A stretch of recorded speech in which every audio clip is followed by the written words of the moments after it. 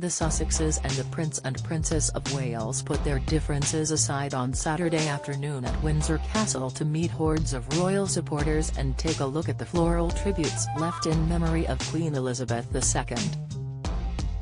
The Queen died aged 96 on Thursday, and it had long been speculated whether this would mean the royal brothers would be seen together and support one another in their time of grief.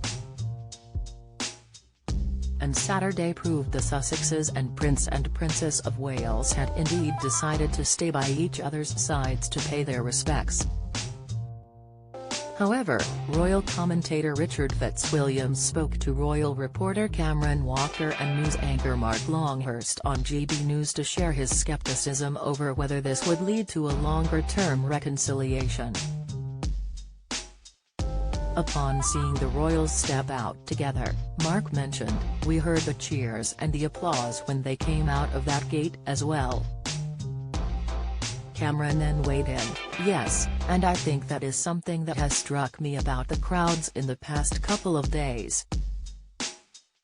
Yes, there was the initial sadness and shock of Her Majesty's passing, but each time we've seen the King, the Queen Consort, the Prince and Princess of Wales, the Duke and Duchess of Sussex as we're seeing here, the crowds are still very celebratory of the idea of the monarchy. The individual members of the royal family of who they have a great deal of support for. The monarchy and the dynasty live on." Turning to Richard, Mark was keen to hear his thoughts on the joint outing, asking, "Richard, remind us. They are still members of the royal family, but they're not part of, as you indicate, the royal firm anymore, but one wonders if that is gonna change as a result of this." Richard seemed unconvinced as he brought up the Sussexes' future plans in their new life overseas.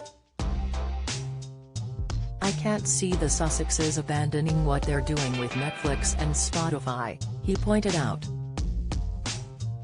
"And the book?" Mark interjected, prompting Richard to continue, "And the book is very, very interesting because as far as we know, I mean, there's even the possibility of Meghan going into politics. Certainly they see themselves as philanthropists, but what I see, which is so encouraging to see the pictures we're watching at the moment of all of them together, if you are in philanthropy, everyone's interested in whether there will be some sort of reconciliation.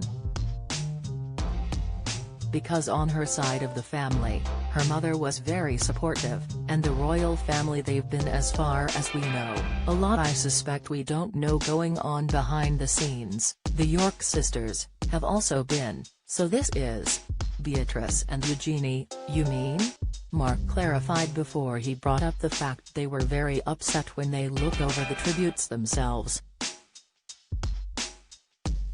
Richard confirmed, "And they're close to the Sussexes, Eugenie particularly, so it is possible that a lot has been going on behind the scenes. This that we see, which I'm sure would have gladdened the Queen's heart, because this is what King Charles hoped to achieve with that reference, and it is and was up to the Sussexes. William has made this important move and I'm sure that would have been appreciated," Richard concluded. Saturday also marked the announcement of when the Queen's funeral would take place. The Queen will lie in state for 4 days before her funeral at Westminster Abbey on Monday, September 19.